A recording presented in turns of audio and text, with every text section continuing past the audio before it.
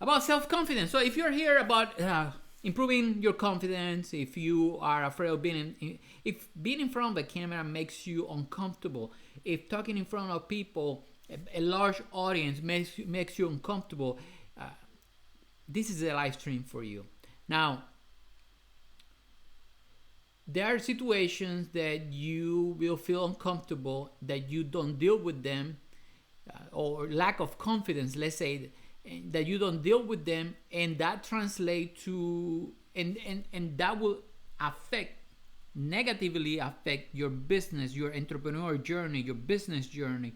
And these small things are a few things that you need to take care of it right now, today, in order for you to avoid bigger issues or challenges in the future. Now, let's start by acknowledging that the fear of being in front of the camera, especially when you see the red light, when you know that somebody's recording you, is real for a lot of people.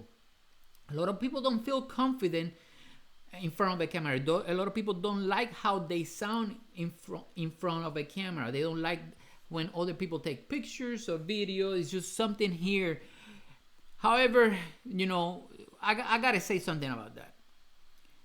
At this year, with all the phone with cameras, and everybody's, a lot of people are blogging, recording videos, etc., etc., etc. Whether it's for Instagram, Facebook, LinkedIn, Twitter, your website, doesn't matter. Somebody's recording you at any given point, not taking in consideration the traffic lights and security cameras and other places. I think the way that you show up, your presence in front of the camera, it says a lot about who you are, your business, and what is that you do, and how confident you are that your product and service can affect you. However, low self-esteem, whether it's in front of the camera or something else, that didn't happen overnight. It sometimes these challenges, these issues that you're having today, they come rooted from an experience that you have when you were a child, or growing up. There can be many reasons why you lack confidence today. But here are a few things that I've learned on my own to improve my confidence. Some things that the military taught me, and other things that I learned while active in Toastmasters. If you didn't know, I was in Toastmasters for about 4.5 years. I started as a member, then became VP of marketing, and then an area director, and and I got a lot of experience when it comes to improving confidence, or people lacking confidence when they were speaking in front of others.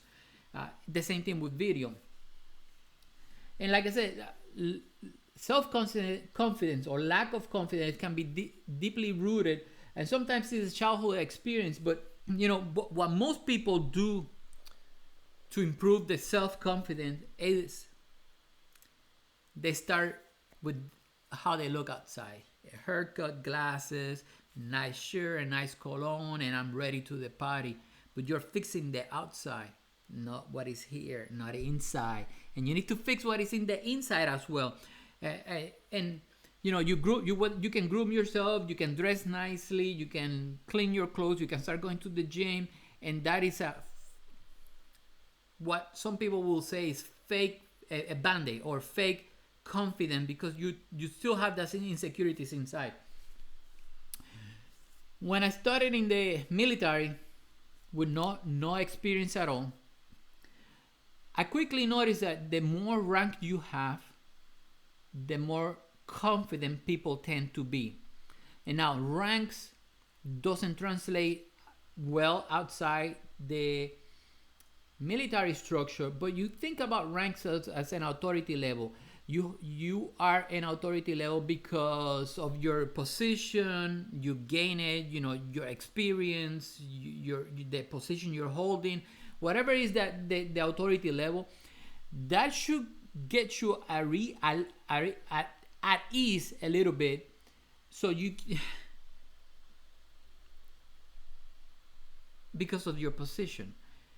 And I noticed that in the military. Another thing that the military did well is that they make you repeat steps, meaning if we were going to launch a jet, meaning we're going to prep the aircraft so it can do a mission in the air, where drop some bombs or something. We did that on the daily basis, Monday to Friday. Repetition, training, anything that the military wanted you to be really good at, you repeat it all the time. So that's one thing that the military did really well to improve the confidence on a specific task. And how you can apply that is to put the reps. Like my friend Cody Manick says, put the reps. But you just gotta keep doing what you're doing until, you know, it becomes second nature. You don't have to think about it. You don't have to feel that you're not good at it, because you're doing it. You know in and out, and that repetition is key. Now, besides repetition, the military, the Air Force at least, because I was in the Air Force made me study not just the job, but also pursue education. So while I was doing my job, I needed to study textbooks about my specific job. So I needed not just the hands-on, but textbooks. So I had the book knowledge. But additionally to that, and I'm not pushing education to anybody, when you read books, when you study, you start thinking differently. You see things in a different way. And not just the on-the-job training, what we say OJT or the CDC, the Career Development course, so that the Air Force gave me to study my specific job. I also needed to pursue an outside or external education. I started with an associate, and I did some certification. I pursued a BA and a Bachelor in Public Relationship and Marketing, later on an MBA. And those are things that the more you study, the more knowledge you have, the more confident you become. So that's something that the military did that I'm grateful. I'm grateful because before my military experience, I had street knowledge, but I wasn't there yet. And last thing that the military that I could pinpoint that did for me to improve my self-confidence, it was to push me into those leadership positions, to push me to take charge, make me responsible a specific task, a specific event, or a specific program. And those things make you, force you to rise up to the occasion. So let's move to Toastmaster, and the Toastmaster has similar things as well. The Toastmasters, one of the things that they work on is improving communication and leadership. When it comes to communication, every meeting we went, they had table topics. And at first I hit from the table topic, meaning they give you a subject right then and there, and you need to at least speak for at least 1.5 to 3 minutes on that specific subject that you had no clue, you had no preparation, and you get judged not only on time, but also on crutch words, on, but, and you know, the whole story structure. And practice is just about that. Just like the military, Toastmaster gave me practice and feedback, the sandwich feedback. I love that one.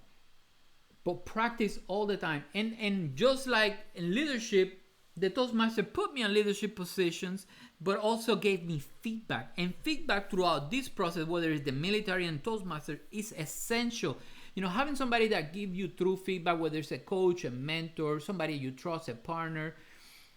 Feedback, constructive feedback, you know, what you did well, where you need to improve, and in a positive note, so you don't feel discouraged to try again, to give it another shot. Especially if you lack in confidence, this sandwich feedback method that I learned in Toastmasters is great.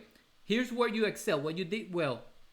Here's where you need to improve, and so the meat is where you need to improve, and then you end with positive reinforcement, and that's amazing. And what I did what I learned in my own. So the military and Toastmaster help a lot, but there are some things that you need to put together in your own, and it will gonna vary slightly case by case depending on your situation. So the number one thing that I needed to do, for me, in my case, it was kill negative thoughts. And sometimes I catch myself saying, oh, you're so stupid, oh, I'm stupid, those words. Anything that you say negative about yourself, anything that you allow other people say, negative people, negative thoughts, you gotta remove them. Think positive as much as possible. The second thing that I learned is don't seek others' approvals. Make a decision, stand by it. If you messed up, own it. I effed up. What can I do? This is one thing that I love to do, is especially when I make a mistake, or there is a problem in a community. Doesn't matter. It's a problem in a relationship with a client of mine. I would say, even if it's not my fault, I will take ownership, and I will lay out the steps that I can take, or I will take next time, to avoid this situation from happening again. Exercise. Now, exercise is I'm smiling because that's it at the end of my to-do list, but lately it's been rising up, and not because I'm gaining weight or I feel out of shape. It's just because it needs to be high. Exercise is something that if I don't do first thing during the day, like today I haven't done it, it probably is not gonna get done. I gotta do it right at the first thing before I sit down to do any work. But when you exercise, you feel good about yourself. It's like dressing up, but also it's not just outside. You're working inside. When you're going and you're there, you're going for a run. You're thinking about the things that you gotta do, or not thinking at all, and clearing that mind. That also is helping you work from the inside out. Focus on the solutions. It makes no sense to complain without providing solutions. It makes no sense to complain about a headache without taking a pill, because eventually, whether you either keep complaining that you have a headache, or you take a pill and complain that the pill didn't work, which of the two is more valid? At least you can tell somebody you did something to attempt to solve your situation. But if you don't, you know what I mean. Anyway, you know what I mean. And smile as much as possible. And I'm going to end this with 3 simple exercises. I want you to do 3 simple exercises to start working your confidence, the camera confidence, the speaking in front of other people confidence, improving that. One is, any client, any prospect that you are going to contact today or tomorrow, let's just in case you're watching this at 10 o'clock p.m. at night, you're gonna send them a video message. You're gonna record a message, a video with your phone, and you're gonna send it, whether it's a text or a Facebook message. You're gonna send them a video message. You're gonna say whatever it is that you want to say. Keep it short, concise, and to the point. Send it without reviewing the message.